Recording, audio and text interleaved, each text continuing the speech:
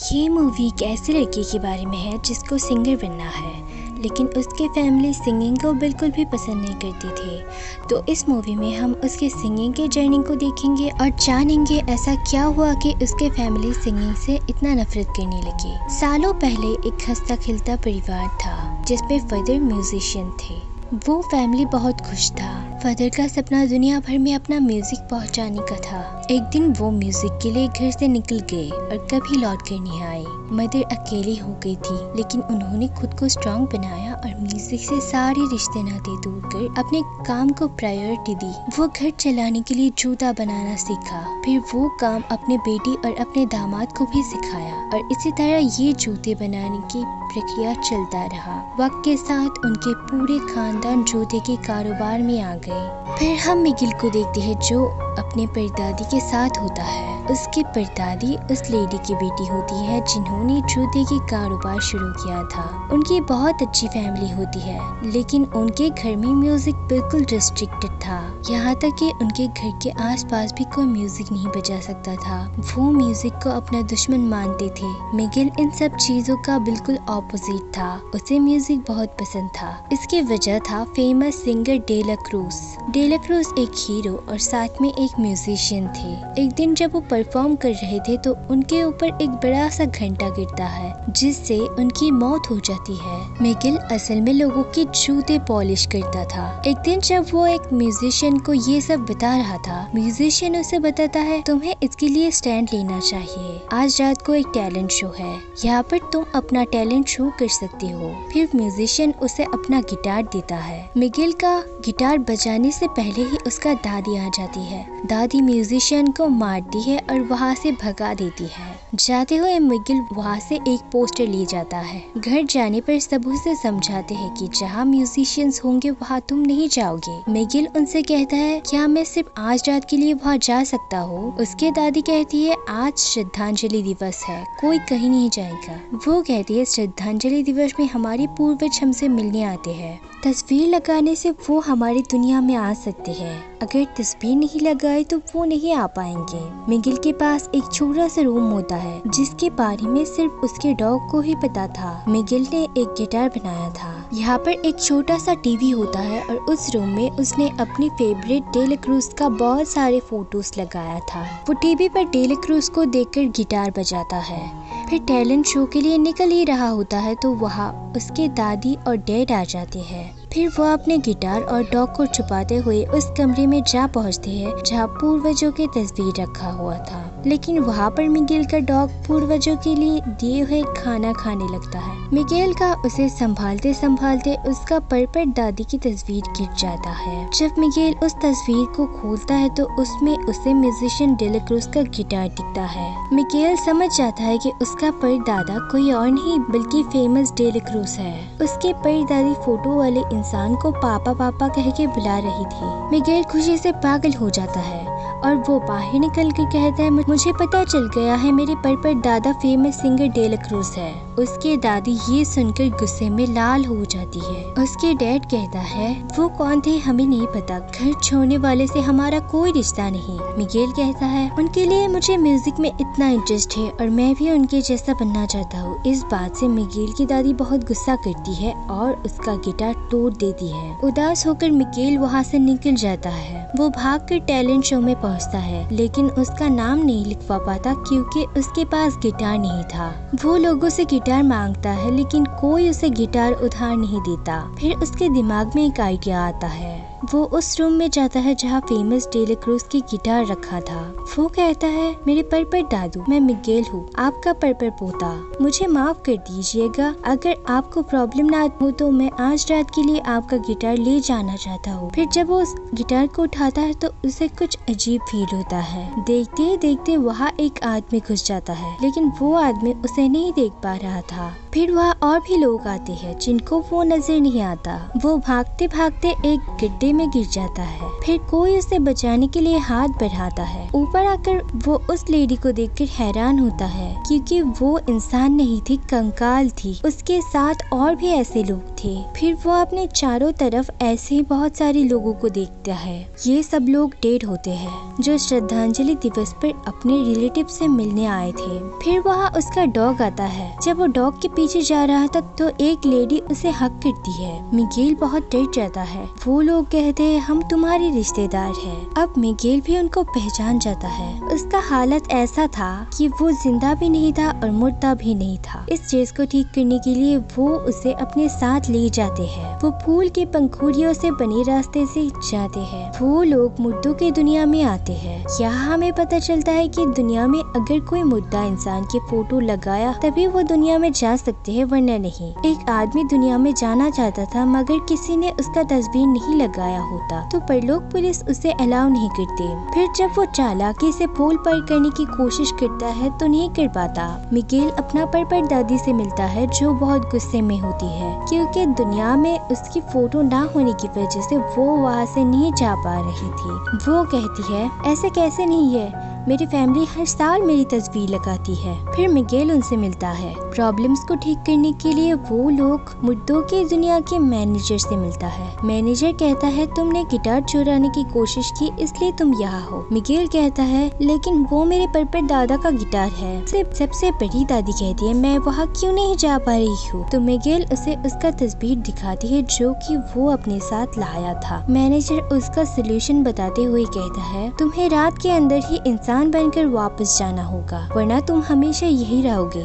फिर वो देखता है कि उसका एक उंगली खत्म होने लगा था। मिगेल के परदादी उसे आशीर्वाद देने लगती है। वो कहती है तुम सही सलामत दुनिया में वापस लौट जाओ, मेरी तस्वीर वापस रखो और हमेशा म्यूजिक से दूर रहो। वो पंखुड़ी छूते ही मिगेल इंसानों की दुनिया में लौट जाता है, लेकिन यहाँ पर उसने फिर से गिटार ले लिया था। इससे दोबारा मुर्दों की दुनिया में आ गया था। म्यूजिक के लिए उसे कोई आशीर्वाद नहीं देता। टॉयलेट का बहाना बनाकर वो निकल जाता है। उसे हेक्टर नामी एक आदमी की आवाज सुनाई देती है जो पुलिस से कह रहा अगर तुम मुझे उस पार जाने दोगे तो मैं तुम्हें डेला क्रूज से मिलने का मौका दे सकता हूँ। वो मेरा पुराना दोस्त है। मिगेल के दिमाग में एक आइडिया आता है। वो सोचता है डेला क्रूज मेरे परदादा है तो मैं उन्हीं से आशीर्वाद लूंगा। वो हेक्टर को ये बात बताता है। बदले में वो हेक्टर की तस्वीर दुनिया में रखेगा ताकि वो दुनिया में जा सके। मिगेल की दादी उसे ढूंढने के लिए एक रूही फरिश्ता को बुलाती है। रूही फरिश्ता वो एनिमल्स होते हैं जो मरने के बाद मुर्दों की मदद करने के लिए होते हैं और ये एनिमल्स काफी पावरफुल होते हैं। दूसरी तरफ लोग मिगेल को देखकर पहचान ना जाए हेक्टर उसे इंक से उनके जैसे ही बना देता है। फिर हेक्टर कुछ लोगों से डेला क्रूज के बारे में पूछता है। उसे पता चलता है कि डेला क्रूज के घर सिर्फ वही जा सकते हैं जिनका नाम मेहमानों की लिस्ट में है। अगर तुम लोग वहाँ जाना चाहते हो तो डेला क्रूज के म्यूजिक कंपटीशन में हिस्सा लो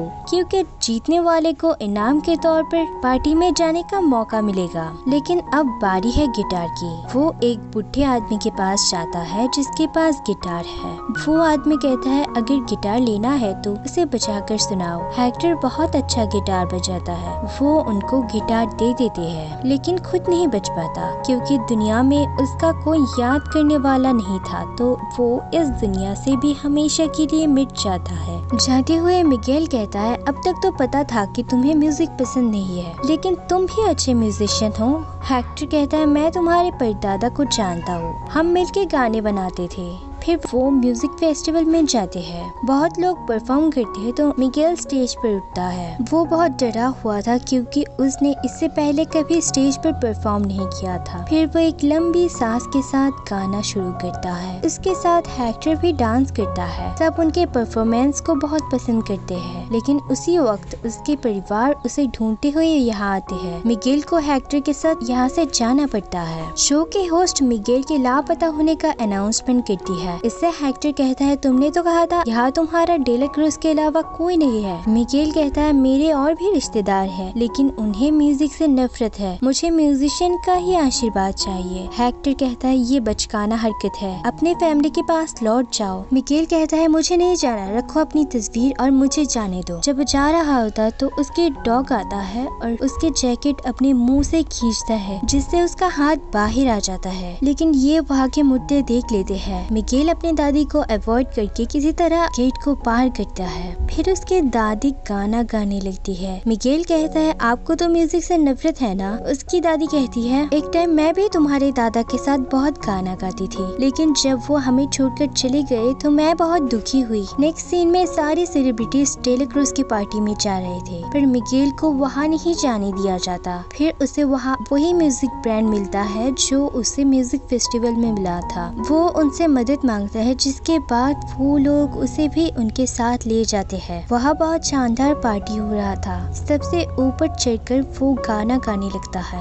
गाना गाते हुए जब वो नीचे आता है तब वो पानी में गिर जाता है। डेला क्रूज उसे पानी से उठाता है। पहली बार इसने डेला क्रूज को सामने से देखा था। डेला क्रूज जब उसकी तरफ देखता है तब उसके फेस से इंक का काली लगभग जा चुका था। डेला क्रूज कहता है तुम तो वही हो ना जो जिंदा लोगों की दुनिया से यहाँ आया है? मिगेल कहता है कि आप मुझे जानते हैं? डेला क्रूज कहता है तुम्हारे बारे में तो अब तक सबको पता चल गया है। उसके जवाब में मिगेल कहता है मैं मिगेल हूँ, आपका परपट पोता। मैं भी आपकी तरह बहुत बड़ा म्यूजिशियन बनना चाहता हूँ, मुझे आपका आशीर्वाद चाहिए। ये सुनकर डेला क्रूज बहुत खुश होता है। उसके बाद डेला क्रूज मिगेल को सबसे मिलवाता है और कहता है ये मेरा परपट पोता है। मिगेल भी उसके साथ काफी अच्छा वक्त बिताता है। मिगेल डेला क्रूज से पूछता है जब आपने घर परिवार सब कुछ छोड़ दिया आपको बुरा नहीं लगा? डेला क्रूज कहता है उस वक्त हालात ही कुछ ऐसा था कि मुझे सब कुछ छोड़ना पड़ा और तुम मेरे जैसे ही बड़े आर्टिस्ट बनोगे। यहाँ पर हम हेक्टर को देखते हैं जो कि भेष बदलकर वहाँ आता है। सिक्योरिटी भी उसे शक किए बिना अंदर जाने देते हैं। डेला क्रूज मिगेल को अपना शो पर जाने के लिए कहता है तो मिगेल कहता है मुझे सुबह होने से पहले दुनिया में पहुँचना होगा। डेला क्रूज मिगेल को आशीर्वाद देने के लिए एक पंखुड़ी लेता है, पर वहाँ हेक्टर आ जाता है। वो कहता है तुमने मुझसे वादा किया था कि तुम मेरी तस्वीर दुनिया में ले जाओगे, मेहरबानी करके मेरी तस्वीर ले जाओ। डेला क्रूज हेक्टर को पहचान जाता है। वो कहता है मेरी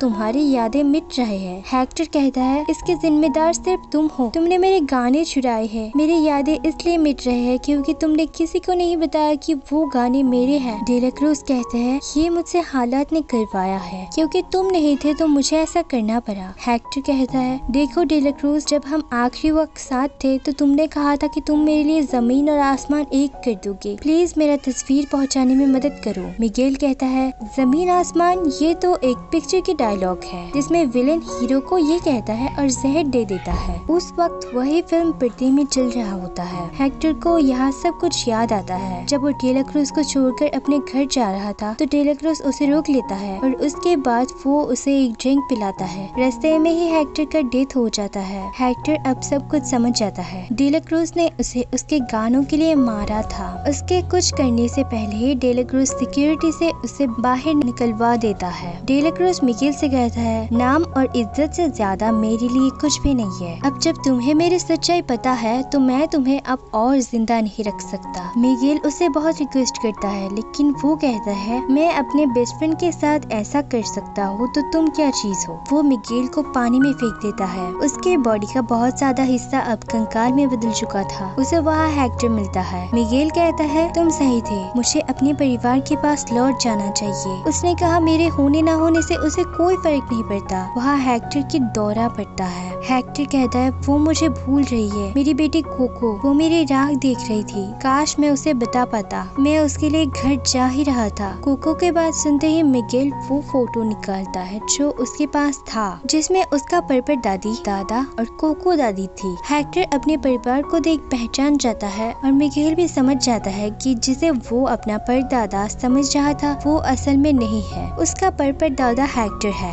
वो कहता है मैं सालों से यहाँ कोको से मिलने की उम्मीद में बैठा हूँ। मुझे लगा वो मेरी तस्वीर लगाएगी, लेकिन ऐसा नहीं हुआ। उसकी यादें मिट रही है। जिस दिन वो उस दुनिया से रुखसत हो जाएगी तब तक मैं खत्म हो जाऊंगा। मैंने उसके लिए एक गाना लिखा था, हर रोज हम वो गाना गाते थे। मिगेल कहता है उस डेलाक्रूज ने आपसे आपका सब कुछ छीन लिया। ये इज्जत शोहरत सब आपको मिलनी चाहिए थी। हेक्टर कहता है मैंने वो गाना सिर्फ कोको के लिए लिखा था, लेकिन डेलाक्रूज ने उसे भी पब्लिश कर दिया। इतना निकम्मा परदादा किसी के पास ना हो। मिगेल कहता है ऐसा नहीं है। अब तक मैं सोचता था कि वो खूनी डेलाक्रूज मेरे परदादा है, but I am proud of you. बचपन से ही मुझ में म्यूजिक का टैलेंट है, लेकिन पता नहीं कैसे आई। अब पता चला ये सब आपकी वजह से है। मुझे नाज है कि मैं आपका पोता हूँ। हेक्टर कहता है और मुझे नाज है कि मैं तुम्हारा दादा हूँ। तब वहाँ पर मिगेल का डॉग आता है। उसके पीछे मिगेल की दादी भी रूही फरिश्ता के साथ आ जाती है। रूही फरिश्ता पर चढ़ने की वजह से उसका डॉग भी रूही फरिश्ता में बदल जाता है और उड़ने लगता है। उसके परदादी अब तक हेक्टर से नाराज थी क्योंकि वो उनको छोड़कर चला गया था। मिगेल उन्हें सच्चाई बताता है। वो कहता है हेक्टर दादू घर लौटना चाहते थे, लेकिन डेलाक्रूज उनके गानों के लिए उनको जहर देकर मार दिया था। इसमें दादू की कोई गलती नहीं। अब उसके पास दादू की तस्वीर है, हमें उससे कैसे भी करके तस्वीर लेनी होगी। उस वक्त हेक्टर को फिर से दौरा पड़ता है। हेक्टर कहता है मेरे पास वक्त बहुत कम है, कोको मुझे भूलती जा रही है।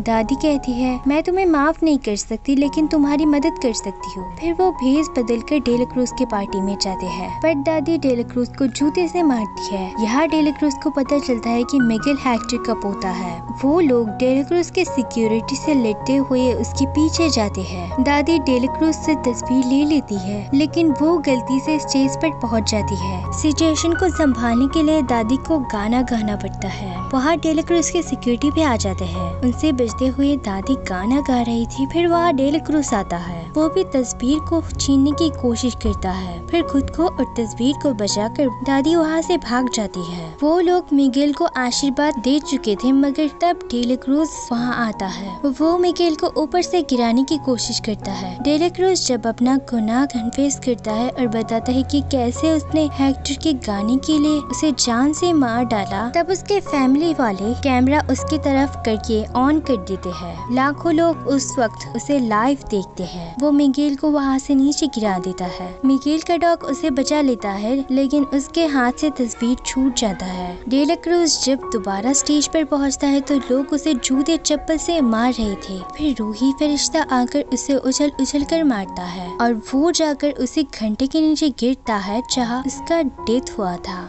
ये घंटा यहाँ पर फिर से उस पर गिरता है। हेक्टर की तबीयत बहुत खराब होता है, लेकिन मिगेल को भी अब जाना था क्योंकि सुबह होने में बस कुछ ही वक्त होता है। मिगेल बहुत सैड होता है और कहता है वादा करती हूँ दादी कोको को आपको भूलने नहीं दूंगा। सीन चेंज होता है तो मिगेल इंसानों की दुनिया में आ गया था। वो गिटार लेकर अपने घर जाता है। सबसे पहले वो कोको दादी के पास जाता है। वो कहता है कोको दादी मैं आपके डैड से मिला हूँ, क्या आपको वो याद है? प्लीज उनको याद कीजिए। अगर आप उन्हें भूल गई तो वो मिट जाएंगे। देखिए क्या आप उनको पहचान सकती है? कोको दादी क्या आपको वो गाना याद है? ये कहकर वो गाना गाने लगता है। गाने का नाम होता है रिमेम्बर मी। उसके साथ उसकी दादी भी गाना गाने लगती है। सारे घर वाले ये देखकर बिल्कुल चौंक जाते हैं क्योंकि उन्होंने बहुत सालों तक कोको दादी को कुछ बोलते हुए नहीं सुना था। वो कहती है मेरे पापा मेरे लिए ये गाना गाते थे। वो ड्रेस से एक डायरी निकालती है जिसमें वो उनके सारे लेटर्स रखती थी। वहाँ से उनकी तस्वीर के ऊपर वाला हिस्सा मिल जाता है। फिर हमें 1 साल बाद का सीन दिखाया जाता है। उसके बाद हेक्टर के कोको के पास भेजी गई लेटर से ये प्रूफ हो जाता है कि उनके सारे गाने हैं जो डेलाक्रूज ने अपने नाम पर चलाया था। पूरी दुनिया वालों को उनके बारे में पता चल जाता है। कोको दादी भी अब गुजर चुकी थी। आखिरकार हेक्टर भी दुनिया में जाने में कामयाब होता है। वो सब साथ में खुश होते हैं। अब मिगेल के फैमिली को उसके म्यूजिक से कोई प्रॉब्लम नहीं है। सब साथ में एंजॉय करते हैं। यहाँ पे ये मूवी खत्म हो जाती है। Thanks for watching.